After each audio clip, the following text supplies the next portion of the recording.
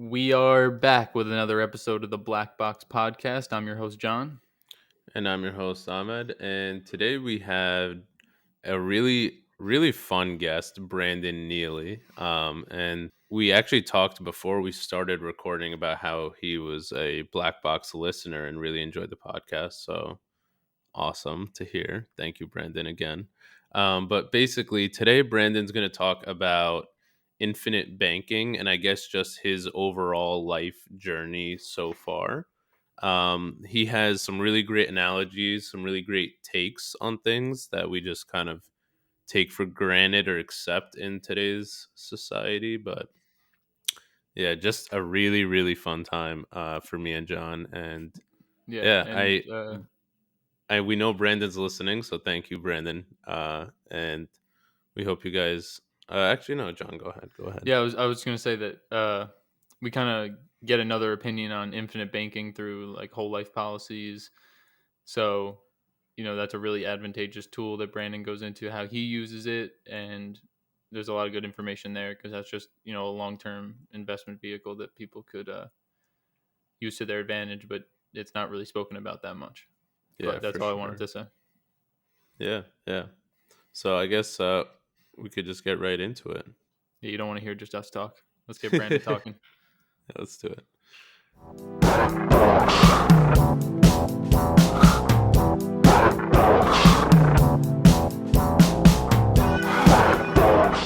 Hey, Brandon. Thanks so much for coming on the podcast. We were just speaking, and Brandon told us that he enjoyed listening to us, which I guess was a really good feeling. But Brandon, well, we'll give you the floor. Yeah, I don't know what you want me to share. I've been here. I'm a kind of a reluctant financial person. I did not get into this in the idea of I think I can make a whole lot of money and serve my family.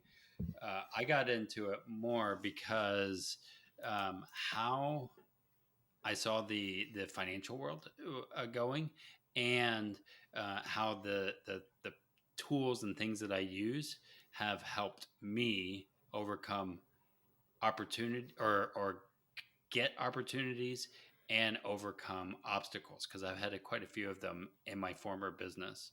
Um, but yeah, I have been doing this for a while, but uh, Like, really, I want to educate people to learn how to think for themselves because the world is telling us all these things to think through and do. And everybody has a plan for your money. How about we actually build our own plan for our money and future? all I right. like that. First off, love the shirt. Hopefully, Oh, thanks. everyone Thanks. will be able to see it because we're recording video. I did ask him it. I was like, it's Saturday. Should I wear casual? And I was like, I'm going to wear my banana shirt for today. we This we will be keep it fun. strictly casual here. But on a more serious note, I guess. So, are you primarily do real estate now? But what were you always trying to be a business owner? You said you had a coffee shop. So you Yeah, started a small business owner. Or? I first started as I was one in the Marine Corps in as a kid, younger.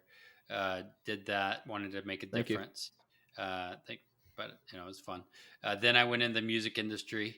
That was amazing. Kind of learned a lot of what you know how the industry really works, and got out of that industry because I saw a lot of things that maybe are in the news now sometimes that I'm like, oh yeah, that's totally true, and I've been there, so I've seen it. Um, Yeah. with certain celebrities and things like that. Got out of that. My wife and I really wanted to make a difference still, and so we started an ethical coffee shop. We didn't have any rich relatives. We didn't have a uncle that had $1 million to give us a loan. We started with an idea post 2008 in 2011. Most people said don't do it because that's crazy, and I was an idealistic entrepreneur, so I did anyway. Took on a lot of credit card debt to do it. and it was one of the hardest things we ever did. But I learned a lot of what to do and what not to do, more of what not to do than what to do in that business. And we sold it, and then moved into the financial services after that, which is kind of random to move in from coffee Yeah. to financial services. Before we talk about your financial services work, which I feel like will probably be the bulk of this, I just wanted to ask about the coffee shop. Yep. Can you tell us like what you did differently than other coffee shops? Yeah. So coffee is the second most widely traded commodity in the world. Americans, the number one consumer, right? Um, and for us, we wanted to change the world still. We wanted to make a difference. So we said buying ethical coffee and building community. That was our thing. Our business name for the coffee shop was Overflow. We wanted to flow into like the community, the world, and make a difference there, right? And because if we help in those ways, if people in Guatemala are helped, it should make a feedback loop where we help others, right? And that's the problem in our world today. Too many people are selfish and focusing up on just themselves and not seeing the implications of their community or family, even of what their actions are to the other things. What I learned is I went too far in one extreme that we didn't take care of ourselves, right? We were not taking care of the upward thing where a lot of business owners or even philanthropists are all about what can I get out of it and not who cares about the impact, right? As long as I get money, right? And so that Yeah. was part of the challenge. But at the same time, I'm like, we when we sold the business, we had a major flood, which I used my uh, financial wisdom at the time. I didn't even know it was to overcome the flood. I also found out that my wife was pregnant, and that was a big shift of saying, okay, I can do eat ramen all day, and that's okay, maybe, but not healthy. Yeah. But I cannot do that for a child, Yeah. right? And so I had to make some shifts. Okay. I guess at the time of opening up the shop and racking up this credit card debt, did you have the knowledge you had now, or was it like that whole experience kind of shifted you then into the financial services and then learning about this stuff and doing what you do now? I definitely didn't have the knowledge. I went with the mainstream. I've read, who is it? Like Dave Ramsey books, and who the other book by the other big author, who's Well, the Dave female. Ramsey's the one that says don't get in debt, right? Yeah, don't get in Or- debt. And then you have Susie Orman. My wife had a whole book on Susie Orman. Put all your money into 401ks, do all this stuff. So we did everything right, Yeah. right? We went into we didn't know about the fire movement, financial independence, Yeah. retire early, but apparently we did the retire early before the financial independence because we quit our jobs Yeah. Yeah. to start this business that didn't make us a lot of money. We were living off of tips, right? So we learned a lot of what not to do. And I remember in one of my conversations with our attorney, we're going to grow this empire, right? This coffee empire. And we'd taken care of all of our debts. We did the Dave Ramsey thing, but my lawyer or friend at the time, he's like, "So how much are you paying yourself?" It's like, I know you're doing all the right things, but how much are you paying yourself? And I was like, well, let's not talk about that. And I felt like kind of like small. Like we created a business that is making quite a bit of money, at least in my eyes. Uh, and that was a learning experience of saying, okay, am I paying myself? Right. You weren't really at the time. I mean, we were, but not. If you're a Starbucks manager, you're going to probably get paid more than we were, Okay. right?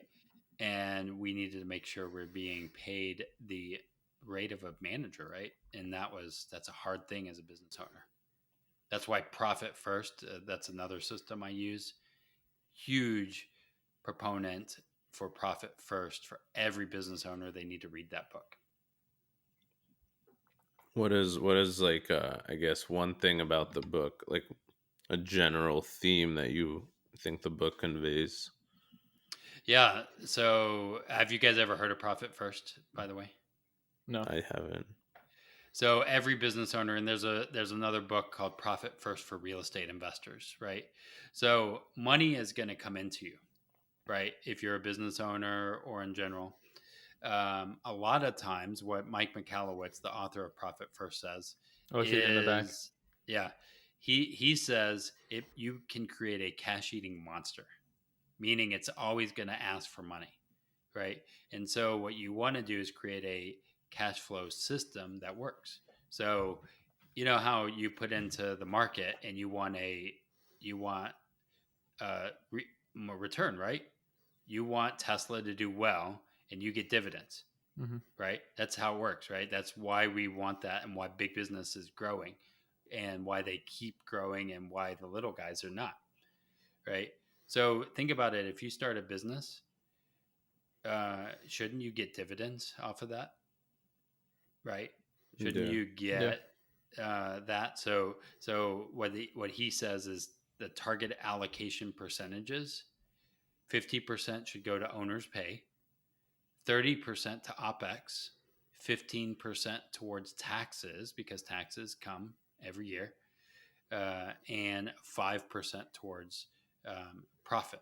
That's target allocation percentages. So I'm using a percentage model, kind of like Dave Ramsey, but doing it in a way that I know what my um, taps are or what my OPEX is. So I can run a lean business and still make sure I'm taking care of myself. Does that make sense? Y- Yeah. Yeah, yeah, it does. I mean, what you're just saying that you got to make sure that you have everything already allocated by the time it's coming in, or get a feel for how to allocate that stuff instead of Yeah, just going with the flow and being like, all right, I'll pay myself when I can. yeah. And most businesses say I'll pay myself when I can, especially startups, right? Build the muscles, systems early on. If you're going to be because then you're just creating side hustles and entrepreneurism as opposed to entrepreneurism. So what I tell people is become the CFO of your business or life, even if doing the same system if you don't run a business, thinking about money coming through because even if you have a family, kind of like a business, money's coming in. You want to make sure that money doesn't go out more than you spend. That's the Dave Ramsey way. Um, but be smart. Most people are sleepwalking. Probably in most cases, the extent to which most people go is just have like a low key budget, like a rough outline of what's going on. But And most people don't have a budget. don't even have a budget. I'm saying, and if they do, it's usually just like a rough outline. But Mm-hmm. the like control I feel like I have over my finances since I started tracking everything, Yep. multiple metrics, net worth, all that. What do Uh, you use to track? I actually just use like Excel sheets that I've programmed and stuff. But I love YNAB. You Need a why Budget not? is a really good software, and I use YNAB because we budget and take look at, like, we take care of my mother-in-law, so we have her budget in there. We also have our business budget. We Gotcha. do infinite banking, so we have a family banking bucket that shows all of our life insurance policies and how much cash value we have and how we can deploy it for Oh wow, certain things. Uh, and then we also have our personal budget. So we love it because again, if you don't have a plan for your money, someone else does. that's a good way Okay. to put it. Okay. I now that you mentioned infinite banking, and I just wanted to ask you to just explain it, just because I don't think I have the best understanding of it, and Hmm. I'm sure there's someone out there that also probably feels this way. But Yeah. Oh, you keep you going. said that's like that's one of the largest parts of your life, right? That's what you do for work, kind of. Yeah, now. So I'll take you back to when I had the coffee shop, right? It would be ridiculous for me, and I was a business owner, right? So there's no company matches. I don't have a 401k match. I mean, that would be like me matching myself. Like that doesn't make sense, right? And then I would be taking out money to invest in the market whenever I need to invest in myself, right? And looking at it, it's all one wallet, right? All of our money is all one wallet. And we need to look at that as one wallet, not just in silos. The problem is our system is built to confuse us and to keep us in chaos. One of our acronyms is that we thought about is it's confusing, haphazard, anxious, overwhelming, and stressful. Right? That's the world that we're in. I don't want chaos. I want to be able to know really well what I can do and what's going to work. Right? And so I was watching this documentary in our coffee shop with that I heard about. It's called Banking with Life, and my wife and I were still savers. We needed to save. We put it into a savings account. We were our biggest risk, right? If something happens to us, we're screwed, right? So we needed to have a good place of saving, contingency capital in case something happens. We watched this documentary and we said, "Oh crap. How come no one told us about this? Why aren't we doing this?" I thought this was only for the rich people. I didn't know that we could do this. So we immediately talked to now my mentor, but the guy that was hosting the documentary, and said, "I want to know more." Went through this. We saved 400 bucks, $400 a month each into a policy, a life insurance policy, whole life, properly designed, not an index universal life or any of that, a properly designed whole life insurance that is built the infinite banking way with a banking yourself advisor. That was key to us, that we were able to leverage and use. So 800 bucks a month was a lot of money, but that was our emergency fund and savings, right? Yep. Um, and we used it to take care of high interest debt. We used it to an emergency in the building, like literally the coffee shop, they had the roof off and a flood happened, uh, and my store got flooded, right? And I needed Damn. Was the roof capital. already off and then it the flooded, or roof the roof was off, and then we had one of those freak storms, and my staff called me and said, "You need to come here, the store is falling apart." You want to talk about dreams falling apart? literally in Literally front of your eyes? in front of my eyes. I'm like, what the heck are we gonna do? And then from that experience, I found out my wife was 2 months pregnant later. It was like definitely not good to be doing that. Not good timing. But I used my policy to overcome that emergency, the savings. Whereas if I would put it into other assets, I would have had not had accessibility to that. Now there's a cost to the loan, right? 5% simple interest, right? That's cheaper than using a credit card to get out of the emergency. 23%. Yeah. And 17, so 23. because of that, I was able to overcome it. Now, do I get 400 bucks when I put in initially? No, my access to capital was 200, right? Or 250 right from the beginning. But I did have 250 of almost like a line of credit, if you will. And I still protected if something happened to me, because I'm the greatest asset. Yeah. And every person, I will tell you, and I think this is why the system is wrong. You are your greatest asset, right? Why do the rich do this and protect their greatest assets? Why is insurance? We will insure our car. We'll insure everything else. Why wouldn't you insure the cash creating thing that you have, which is you? So, anyway, does that answer kind of a big broad uh, stroke of using properly designed whole life as the cash component to be able to use for other things? What are like the daily requirements from you for infinite banking, or is it minimal, you would say? Yeah. So as I build policies for people, I think about it again, it's all one wallet, right? What are your goals? What are your dreams? What are your accomplishments? Things that you want to do, right? If you want to go into real estate, this works amazing with real estate investing because we are thinking, what's the cost of capital, right? How can I do this and make a um, make a ROI, right? The Fed is increasing interest rates right now, right? Why are they doing that? Well, because people have been doing crazy stuff with all of this money, and they're raising interest rates, and the cash flow is going to shrink, right? So if I can use my policy cash value at a lower interest rate than something else, wouldn't that make sense, right? So there's always a cost for money, Are but you how acting as a financier, like your own? yeah, I would say I'm doing both. I think kind of the way I think about it is I'm wearing two different hats. And the other thing I think about is don't do what the banks tell you to do, do what the banks do. Why do the banks do this? And why are they saying that? And why are they the richest, the most profitable business in the world, right?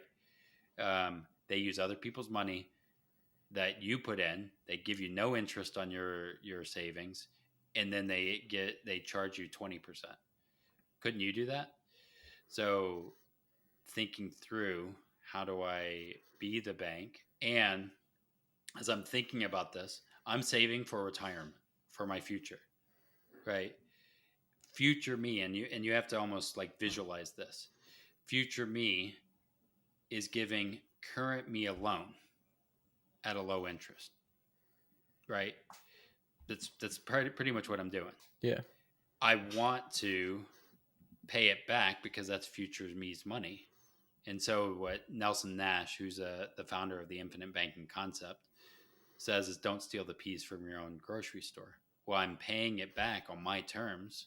So at the flood, when I took the money for the loan, I didn't have to go and start paying that back right away. I waited several months until my other insurance came through and I could pay back the loan. Right? That's what I was going Just to ask. I guess when did the yeah, insurance come in? But yeah. yeah. You just think strategic, and the problem is most people are sleepwalking and they're not strategic. So thinking strategic, when is the best time to start an infinite banking policy? What I hear most people say, I should have started this 20 years ago, right? And you don't wait until you have $50,000 or $100,000 and now I'm rich, but start with where you're at. So you build the policy that works for you. You build a boat, like you build a properly designed vehicle. You don't build a Tesla if you can only afford a Buick, right? You build a Buick. Yeah. And so that's why you want to have the people that understand how these work and know that, hey, the reason this isn't talked about is because guess what? We take commission cuts because we design it appropriately. We don't get as paid as heavily because of the design weight, right? And that's why you don't hear about it, because one, Wall Street doesn't want you to hear about it, right? Because they make money off of you losing money in the market. When they say $3 trillion lost, I'm like, that wasn't just lost. That was somebody's future. Yeah. Anyway, it's crazy. Yeah. The whole system is jacked up, is what I'm saying. And when you say jacked up, you mean what? I mean, look at it. Look at us. We are at a high inflation rate. Everything is falling apart. Our political system, right? Our environmental system. You guys get to deal with the all the crap, right? I mean, you Yeah. guys are how old, right? 23, 24. Right? 23, both of us. Yeah. Because what happened? We got off the gold standard. We became consumers. People spent more than they make. They aren't thinking logical. They say, "Well, I deserve a whatever," and they use a credit card.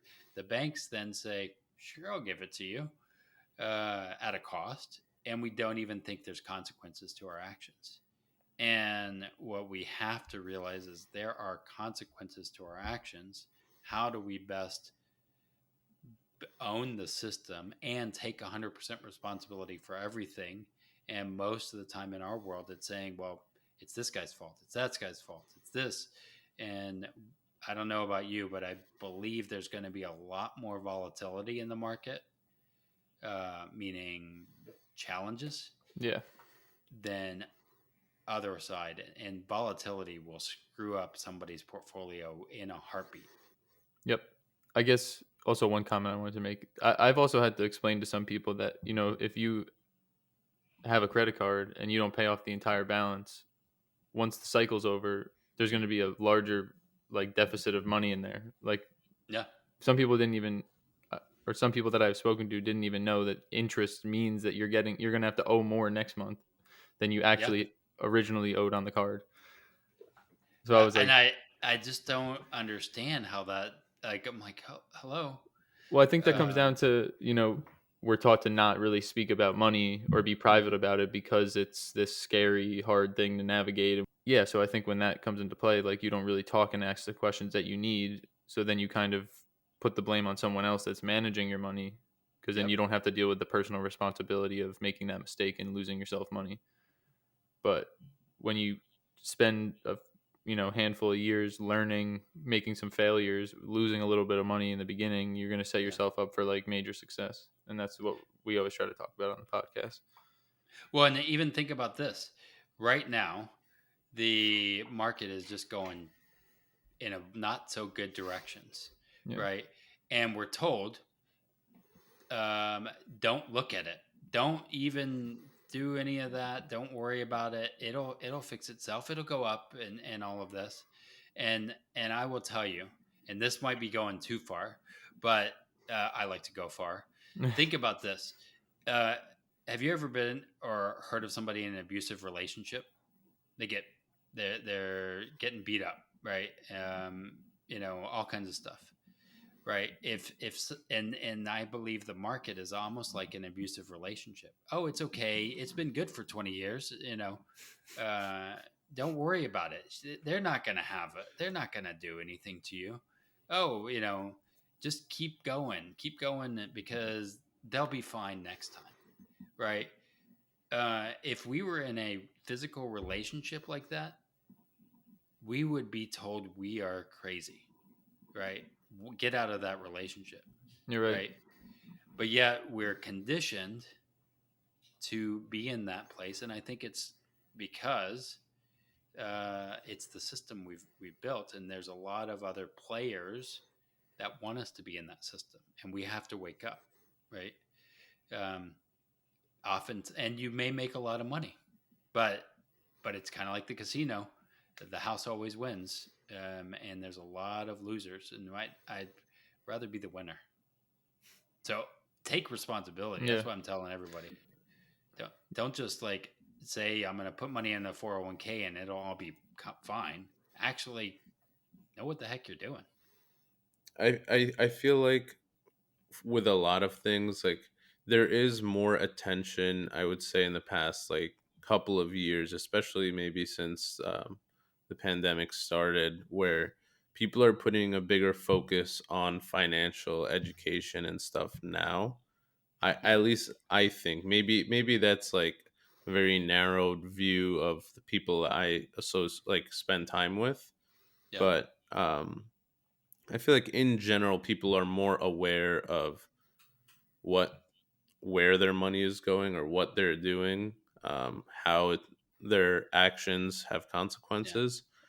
But I feel like at some point you're probably like too deep where you can't really recover. Do you? Well, I don't yeah, I know. feel like I agree with what you're saying. I also feel like, because we have the podcast and we're posting about this stuff and I'm sending you videos, like one, my social media algorithms, because I only really use social media now for Yeah. the podcast or to like educate myself and follow the right people. So I feel like that has something to do with it. When your sphere of influence is like constantly cultivating this, then you'll be more likely to Yep. see it. But I feel like there are a lot of people that are starting, or more people maybe than before, that are starting to worry about financials and look into it, but I feel like there's an equal amount on the opposite end of the spectrum that are just continuously caring less. Like a lot of people in our generation just like do Yes, not that's know, are true not too. budgeting, not managing their money, spending it all, going out all the time. And I feel like it's not like it's any different than the generation before, but because the cost of living have increased and the cost of education, and we come out with much more debt, like it's just a recipe for disaster in my opinion. That's why all my friends But and everyone my age, I try to tell them all this stuff as much as I can. and I think that here's the thing: you will see the success in you guys versus them over the long term, right? And we have to look at the long term thing and understanding. If you guys are learning this, I wish I would have. I was like those other people when I was in my 20s. Um, and if I learned that and implemented, not just learn, but implement the Yeah. strategies, and you will have failures, right? I'm not saying that don't invest in the market or don't do that, but know what you're doing. And if you're really interested in real estate, you're going to analyze it and take calculated risks, right? But most people are thinking no risk, no reward. Well, there's also the flip side of this is No take a risk. risk. You could lose a lot of money, right? Not always a reward. Yeah. Uh, and so you want to balance that and build hedge your bets. That's why, again, I like the infinite banking.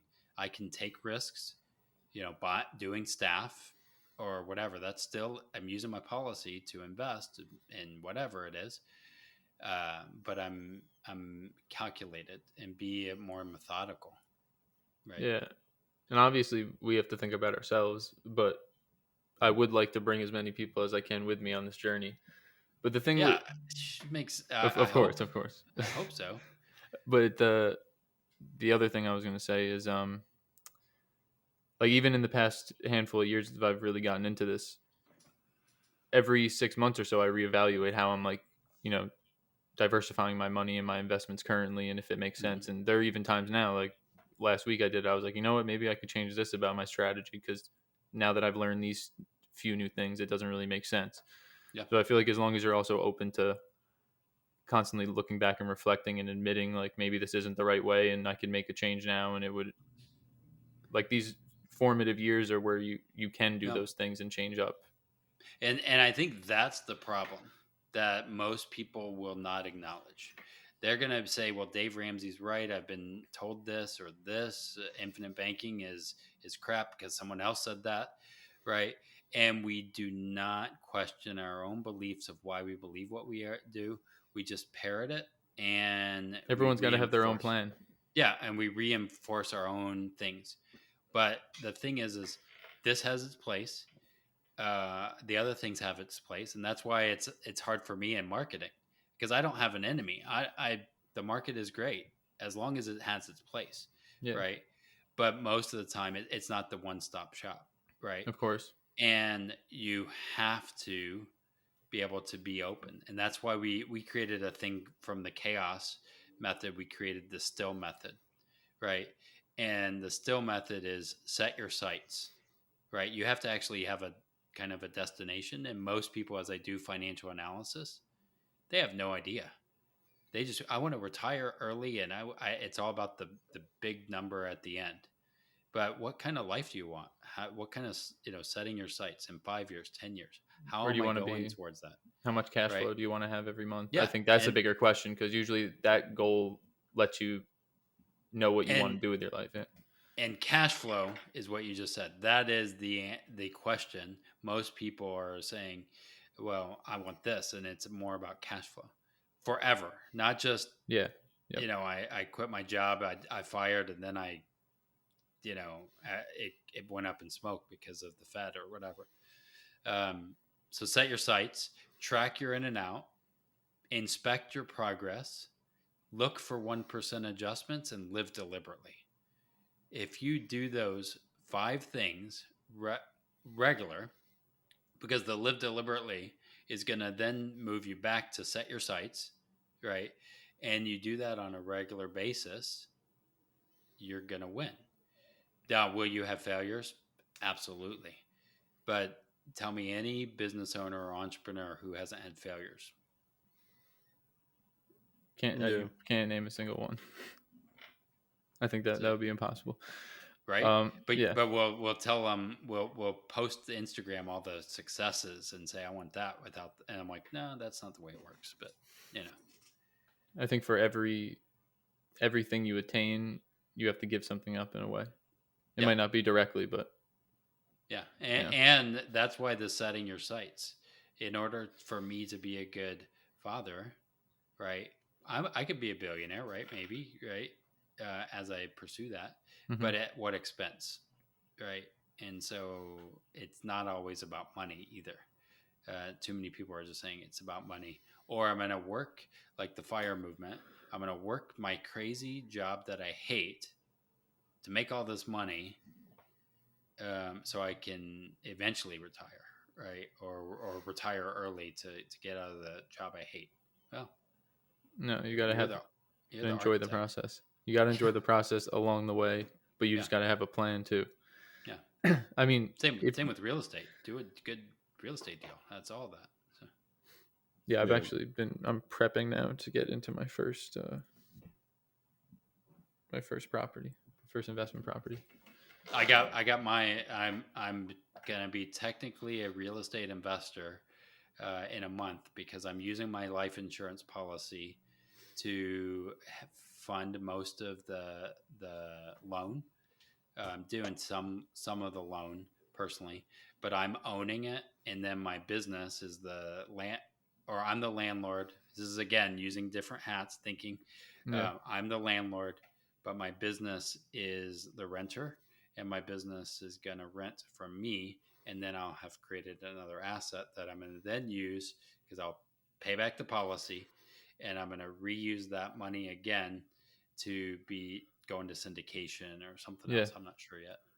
So you're you're just paying yourself really, but you're also creating a form of like cash flow as well from the rent, right? Out of like you're extracting the cash flow out of your business directly into yourself. So you don't, that's one way you don't have to worry about like forcing the money out of the business and profit, right? Yeah, it'll be part of my OPEX. When I mentioned OPEX, instead of me renting office space that I don't have control over, my business, I now own it, and then I'm paying it back to me, and I can create Build the the cash equity. flow and build the equity. And let's say we get a crisis, right? I could make the terms of service and say you don't Lower owe the rent rent for or 3 something. months. I could do that. I'm not probably going to do that if you needed to. But I think, like, again, thinking strategic, and that's why, again, using infinite banking, people love to hate on it, but it works. It's again, we use HELOCs, right? We use a HELOC, and we say, well, I'm using that as the asset, and I'll use that to buy something else, like a whatever. The only difference between a HELOC, I think, one's on the home, one's on you. Yeah, it's the only difference. Why? Okay, so why is that cool, but not the other? I don't see the anyway. You're right. No, I actually don't fully get why that it's not more commonly looked at. But I feel like it could have to do with, the idea that it's only for people that are wealthy. And the wealthy people and Wall Street control the narrative. Why would they want you to understand this? And why, even in education system, why would they teach people going to college how money works whenever they make a lot of money off of you being in debt with student loans? Yeah. That's where they get their money from. They want you to anyway. I guess one question that slipped my mind before. So when you're using your whole life to borrow from it and then put towards other assets, what % of your total account value in the whole life can you use as a loan, or the whole amount, or the value of the actual life insurance itself? Like, yeah. So I think about it in two ways. You have your death benefit, and then you have your cash value, right? Okay, yeah. And eventually, this is where Dave Ramsey says, "Well, it's not. How do you not get both at the same time? You're whatever. It's kind of like equity in your home, right? Yeah. Eventually, you put the equity in, it'll equal the value, right? You Okay. paid Yeah. off the loan. Well, eventually, on a policy, your death benefit and your cash value will equal the same. It'll probably be at age 100 or 121, but they will be the same, right? What you're doing is taking that advance from that. And as you're putting in, you can access 85 to 90% of your cash value. So if you were to almost like your line of credit, you can access 85 to 95% of that number. So you wouldn't be able to access, I have a $100,000 death benefit. It's whatever you kind of put in the cash value component. But Okay. you I want to, got it. again, work with somebody who understands how these systems work using the properly designed policies that are mutually owned, run for, I'm a bank and yourself person. So there's only 200 of us that know how to use it, right? We use certain companies because they do certain things, right? Mutually owned, non-direct recognition, that have that low interest loan component. And I'm not using it with an IUL where it's tied to the market. I want to have it non-correlated, Is it just right? like it's more like a savings that you're able to Yeah, at that point, or is it still pretty. growing at like a set It, rate? it will grow. There's the guarantee side, and then there's the dividend side, right? Or non-guarantee side. So they don't guarantee dividends, right? But the companies we've worked with, that's with any company, right? Yeah. But the companies we've worked with have paid dividends for over 120 years, right? Um, and so I've even looked at my own policies and said, is this line up with what they said? And the funny thing is, they're pretty on track. Exactly, actually, to the penny. I'm like, wow, that is crazy because they understand the law of large numbers. They've built a great business model. You're just using their business model to advance yours. I guess I'm kind of just asking myself why why isn't everyone using it? But But I think that again, there's so many people who just copy Dave Ramsey or copy whatever they've heard, or their even, parents or their boss or the yeah. other I person mean, that's in their circle. you think about it.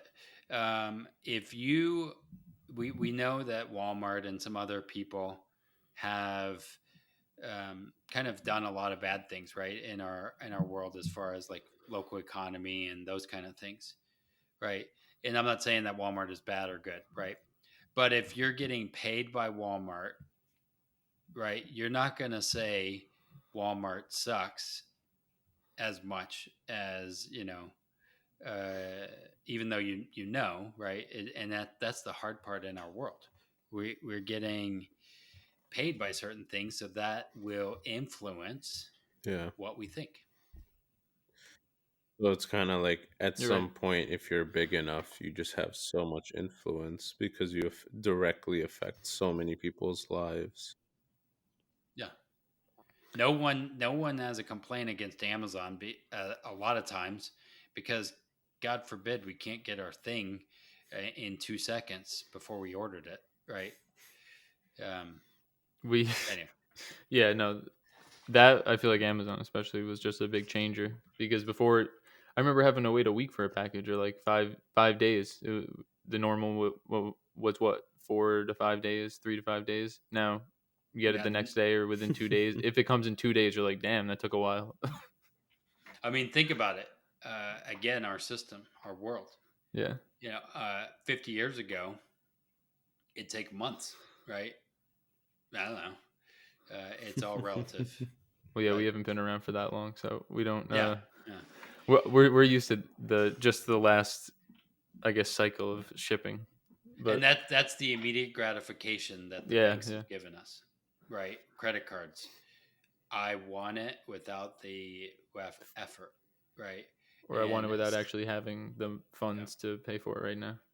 And that's part of like why I think the policies and why people don't think infinite banking is the thing, because we don't like to wait, right? But if we've built a good system and we realize it's the long game, not the short game that we're playing. That's that's the power, right? So I guess, do you also use your life insurance as like a saving? Yep. Like, do you keep a savings, or do you not even need that now? Because you could always take a loan out if you need Yeah. an emergency fund or something at a low rate. Yeah. While you don't need it, it's also growing in the account. Yeah, that's a great question, and why I use YNAB, right? So, thinking about my medium term and long term uh, expenses, taxes, for example, Yeah. I will keep 3 months of cash on hand. Really, in my basically, it's in in my bank account, right? Yeah. Just available, just in case, right? Hmm. But then most of my money is going through my policy as I budget. I think about it even here. Um, a when you have to do taxes for a property, right? I forget what it's called. Why am I going blank? Escrow, right? Okay. Yeah. Uh, escrow. Well, I self escrow, right? So what I do, and escrow comes once a year, so I save into that, right? And then I'll take a loan from my policy to pay back, do my escrow, maybe sometimes, right? Or I might have my 3 months. It's always moving, right? Yeah. But I am budgeting for everything. I have mad money, meaning my fund money that I put in. I have my emergency fund in case the house needs a new roof, right? But I put it all through my policy, and I'll allocate it instead of just having a you know, whatever emergency fund and this fund.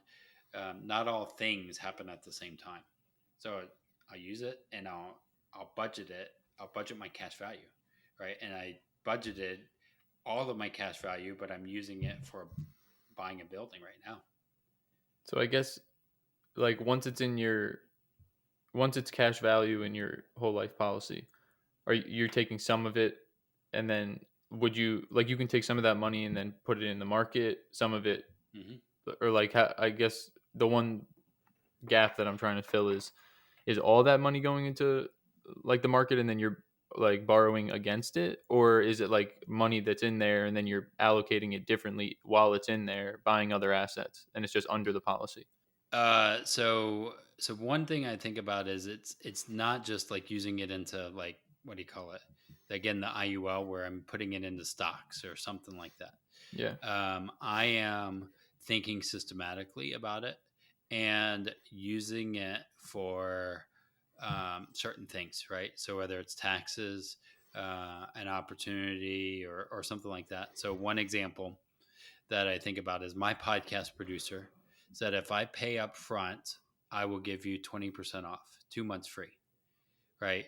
Yeah. So I didn't have the money just sitting in cash, right? I didn't want to do that, actually, because I could have, but I used my policy. Then I paid it back, and because of having that ability, I made a 20% ROI just off of having the ability to access, right? You knew, you at that point you already wanted to or needed that service, Yeah, so you just went and got a 20%. 20%, because he just Yeah. gave it to me, and it's a ability to be able to do those things, and thinking it's not just rate of return in a 401k or whatever.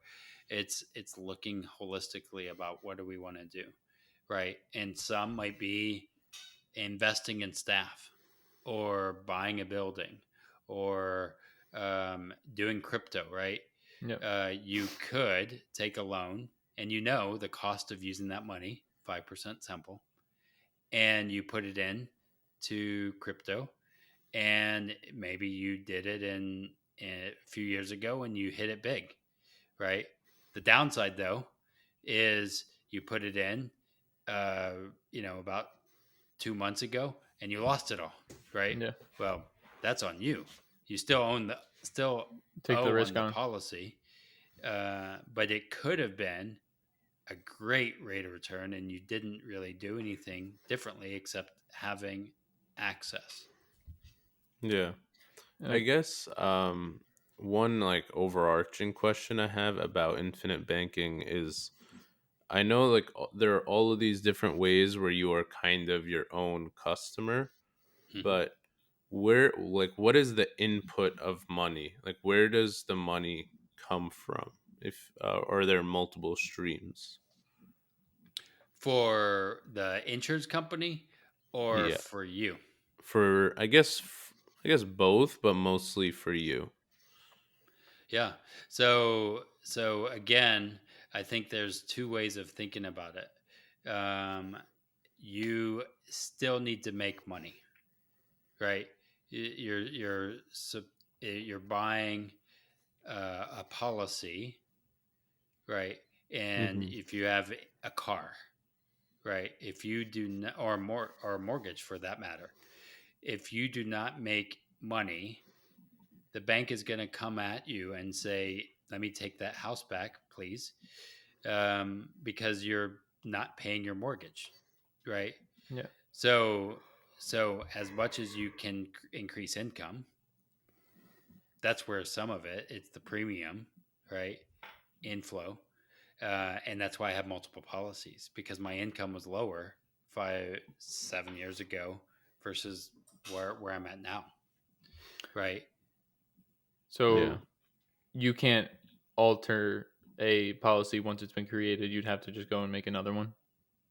Yeah, so that's where you work with a um, person that understands this kind of thing, and why I do a full financial analysis with my clients, like asking dreams and goals and concerns, cash flow, asking what's your debts, what's your liabilities. Oh, you're overpaying on a credit card. Why? Most people are doing $20 over, and they think they're going to get ahead. I'm like, yeah, that's not going to happen. You got to think more systematic. So doing those full financial analysis really gives me an idea of what kind of policy, like again, that car thing. Do I want to build a Hummer or do I want to build a Buick, right? Um, and that's going to tell me what kind of policy to build and thinking long range. So then let's say you guys are doing great. You start off small in this and the podcast and everything grows and you're making 100,000 a month, right? Well, that boat is not going to be as efficient. You're still Yeah. going to fund the boat. You're still going to keep it going, but then you start another one, A bigger boat, a bigger boat, right? a small yacht. Yeah. The downside is, and why I say start now, is as you age, the cost of the boat is going to get more, right? Because you get older. You might have Okay. diabetes or something like that. So there's always that cost of insurance that we want to mitigate. So if you have like an autoimmune disorder or something, like you do you have to get a health like report, or they have to pull your health files before you get the policy, and that Yep. correlates to the how you pay for it. Yeah, I mean they are in the game of law of large numbers, Yeah, so they're and, trying to take and on all these policies, hoping yeah, that long term it'll make them money because that when they have to pay out the policy, right? and I want to make sure they're doing that stuff because profitability and dividends. If they're getting people that all have type 2 diabetes and they're going to die tomorrow, that's not going to be good They're for gonna me. lose all their money. Yeah. And I'm not going to get dividends. So I want them to do that and think strategically. So then you start, because here's the thing: you guys are young. When you get to be my age, getting into your BMI weight is a lot harder, um, right? Yeah. And then there's all these bad habits, right? We've been eating McDonald's for longer than you guys Yeah. have, you know. So, No, yeah. so I've been trying to be proactive about cutting those things out and improving my life yeah, recently, just for the long term. But also, I have an autoimmune condition. I have Crohn's disease, yeah. so I've had Well, to. Yeah. and here's the fun part. Let's say you have that. It doesn't mean that you can't be and I don't know what they would do with that. I haven't really researched that, Yeah. but doesn't mean that you can't be the owner of a policy. You might not be able to be the insured, right? Okay. But you can insure somebody else. That's where key man insurance and Okay. other factors play in. to doing policy design, right? Because here's the thing, and you guys are business partners, right? Um, Yep. like insuring the other person, you don't want to end up getting the spouse as the business partner sometimes. And so it protects and builds, and you just have to again think creative and strategic. Taxes, all of those things play a part. There's so many different avenues and ways to. It's just about getting that edge, really, more Hmm. than anything. Finding your edge and then trying to execute on top of that. Right, exactly. That's all it is. The problem, and you'll see, most people they um, they are sleeping at the wheel, and the ones that are dominators are the ones that are thinkers and Yeah. implementers. Yep. Well, yeah, it's also like this. None of this stuff is easy by any means, but it's not like it's rocket science either. People think that I kept seeing this circled around on social media and Twitter and different investors saying that people have this idea that those who are wealthy or successful in these spaces are like really smart or something. Yeah. I mean, they're smart, but they're not geniuses. They just figured out a plan and a method and then stuck to it. Yep. And they They like it's they more the idea that it's for everybody can do it if they really committed to it. and some of them might have had a rich relative that helped Well, them. Who knows? But most of the time, it's they kept getting up. It's like they yeah, were Rocky Balboa or something. I don't know. They kept fighting, and that's the thing that you'll see. Um, even when I think about YouTube right now, and all these people that started in 2020, starting YouTube channels, and now they're dead channels because they gave up. Right? yep. Maybe they were just on the just about to make it. Who knows?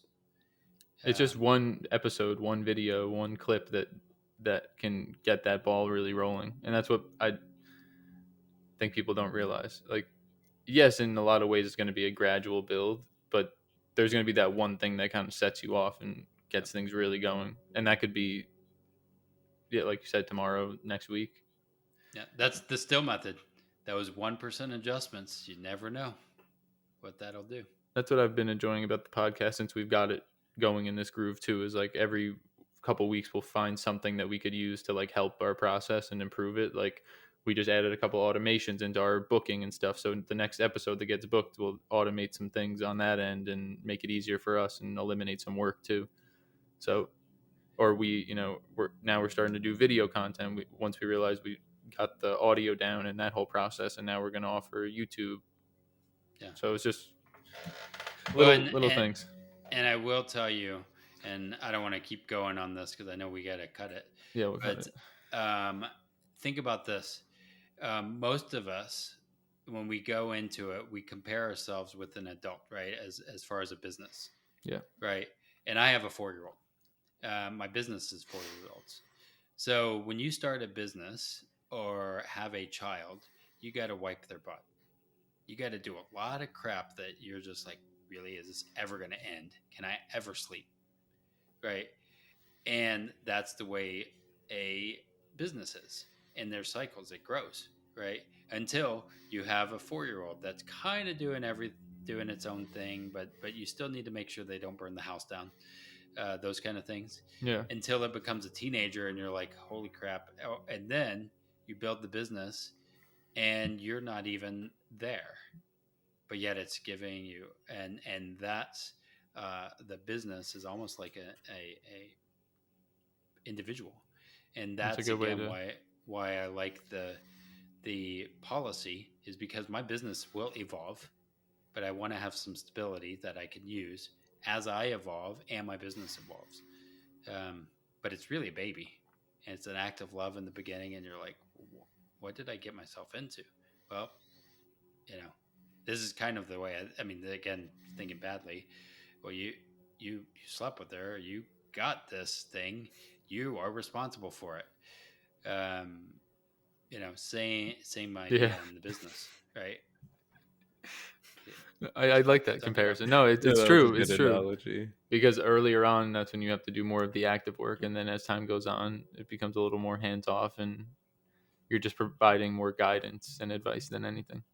but you as the parent, I've had staff and I've had stupid staff, um, and I tell people take when somebody came to me and they were asking about their a staff issue that happened. They were like, "It's not your fault. You weren't even there." I was like, "I hired It's the guy." still my Yeah, responsibility. Yeah. yeah. Take 100% responsibility for everything. Well, Uh, yeah. I've also, I was also someone. I think I might have brought this up on the podcast before. Before I really started making these changes in my life and being committed to learning this stuff, I was always the person that if something went wrong, I'd find an excuse as to why, take the blame off myself and put it on someone else. Like, oh, I didn't do well on this test. Like, the teacher didn't prepare us well, or, Yeah, I didn't make this money that I thought I wanted to. Oh, like the circumstances didn't work out. It just wasn't meant to be. At the end of the day, all you're left with is a bucket full of excuses and no yeah. results. So I realized that that's not really the outcome that I want. So I started just taking responsibility for everything. If Well, it's and anything, that's the world we're in, right? Everybody plays victim and blames. We'll blame Trump. We'll blame Biden. We'll blame Jerome Powell and yeah. everybody else. In And I'm like, reality, yeah, yeah, you're not in control of the Fed. It was nope, clear as day as what they were doing and really what was coming. yep, Did you prepare for that well, or did you not? And yep. if you didn't, what at least figure out what mistakes you made and what you can make sure you don't do the next time. Yep, Yeah, that's yeah, exactly it. And most people will play the victim. again and And again. again, going back to the abusive relationship and say, "Oh, well, blah blah blah." And I'm like, "You're in the relationship, you know." Yeah, Anyway, no, I agree. I liked your analogies today. I appreciate it, and the acronyms. It really helped. This is solid education for myself as I well. try. I don't say I know a lot, but I've the school of hard knocks. I've learned a bit. So Yeah. Was there any other closing comments you wanted to make? Did you want to, plug any services, social media? yeah, I think the main thing is, if you want to take control of your financial life, our business name is changing. We're moving it, but right now it's Grandma's Wealth Wisdom. If you go to Grandma's Wealth Wisdom, you want to talk to us, do a free financial analysis. Go there, schedule a meeting with me. I'd love to chat with anybody and help them think through if infinite banking, and it will play a part usually, but like how will it play a part in your role or in your finances, and then be a learner. Go to Wealth Wisdom Financial. We have our own podcast. We are big thinkers, so we think a lot about things. So we did a recent episode of weapons of math destruction, and looking at how that works. So we have Wealth Wisdom Financial Podcast and YouTube channel. So go subscribe on our YouTube channel, and then go to stillmethod.com and download the playbook. There will be a book once my wife has her CFP. We'll work on the book. Um, she's almost done with the CFP. It'll be in November, but Awesome. then we'll write a book. It's all here, and it's all in podcast form. In your It other just needs, contents, yeah. yeah, it's everywhere else. It just needs to be put into a book now. Yeah. Awesome. Awesome. Yeah. Thanks for Well, sharing. congrats, early congrats to your wife, and um, I feel like so your goal now, like what, like I know just right before we finish up, I know you said you have to have um like some goal in the midterm, the long term. Like, do you think right now you are doing what doing what you think you need to be doing to reach that? Yeah, I mean, I feel like we're all like evolving as people, right? And so our goals and everything changes over time, right? Mm-hmm. And that's why you want to reassess, right? Am I going towards the goals? Oh wait, is that goal actually relevant anymore? Oh, I don't care about that goal anymore. And you change, right? I am in the business of really, I see people running into roadblocks all the time. I see people seriously screwed, right? And I really want to help younger people not go in the same situation that their parents did or other things. And so educating, even if I don't make a ton of money, if I've saved and helped one person, a life insurance policy, literally, I don't know the impact it's going to have. You don't know the impact it's going to have. Somebody might start a policy and they died the very next day, right? Afterwards, who knows? But they had kids. I don't know what that impact's going to be, Yeah. but I know that what we do and why it's so powerful is, dude, it is really important because we only have one planet and one life to live. So let's give it everything. Yeah, I think Yeah. also as you start to, you know, get farther and farther along the journey of financial independence, it's more about just helping everyone around you do the same, less about trying to profit off everyone because you already have your cash flow and your models. Yep. So And I don't think I'll ever retire personally, because I'm like, yeah, you're that's happy in what you're stupid. doing. And I'll probably mentor. We'll create an agency that will have sub agents and things like that. We love to teach and communicate, apparently, because this is a long episode. But like, that's part of what we do. And what I want to do is say, help people think for themselves, and don't just listen to CNN or Fox and think but Yeah. Well, think. Brandon, thank you so much for a very educational episode, as you said. John, do you want to say yeah, anything? yeah, I was just gonna say thank you so much. I learned a lot. I there's something in here that you gotta. If you're listening to this right now, you gotta take something from here. Even if it's just taking all the information around you and think for yourself, develop your own opinion. No one's looking out for your best interests, so you need to do that for yourself. Uh, yeah, we'll make sure to include the information you shared in at the end of the episode too. Make sure to look out for Brandon's content, and yeah, you want me to wrap it up? Sure. All right. So you guys know where to reach us. Black Box Podcast, no A in the black on Instagram and Twitter. Black Box Podcast with an A in the black on TikTok. Thank you again, Brandon. Thanks everyone for listening, and we will see you next time. Goodbye.